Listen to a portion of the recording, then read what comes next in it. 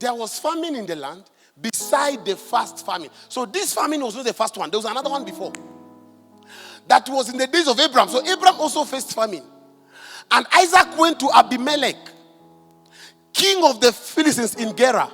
Verse 2. Then the Lord appeared to him. What was he going to do in Abimelech? He was going to ask for food. Because that time, there was food in Egypt. So even him, he went there to beg for food.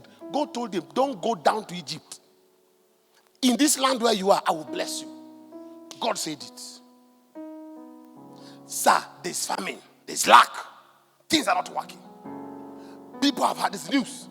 There's food in the land of the Philistines. He said, my wife, let's go. There's food in that land. Then God said to him, don't go. Dwell in this land where you are. And I will bless you. For you and your descendants, I will give this land.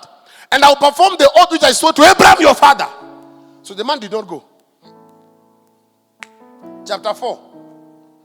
Chapter 5. Chapter 6. Nothing is happening. No blessing is coming. Famine is becoming worse. Chapter 7. Nothing is happening. Chapter 8. God, what did you say? Chapter 9. No answer yet. The next thing, he begins to misbehave. You know, when a man is angry, he misbehaves. He took his wife. He began to caress the wife in the field. Abimelech saw him say, look at this man. You know, when you're angry, you become stupid.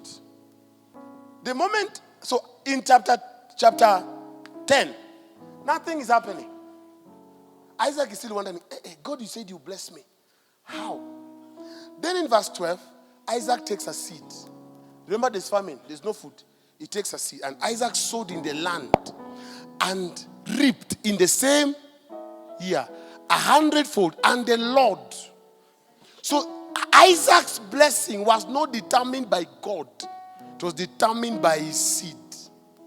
The day he sowed, God blessed him. How do I know? Verse 13. Then the man began to prosper. And he continued to prosper. And he became very...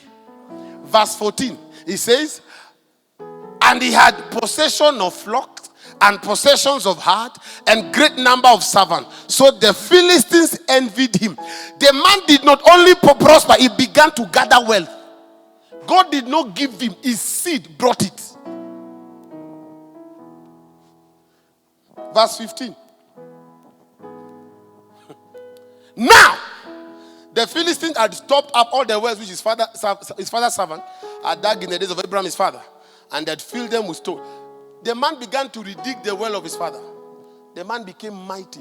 Not because God said I will bless you. It's because the man said, God told me he will bless me. But what do I do to provoke the blessing? Let me take my seed. When he sowed, the man began to prosper. He became so big until the Philistine that he was working for, the Philistine that were taking his wife, who took his wife, began to envy him. Verse 17 says they had to go to him and tell him, you have become mightier than us.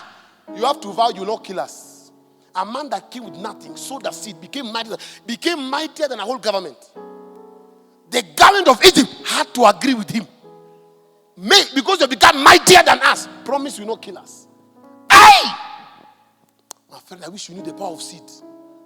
I wish you knew.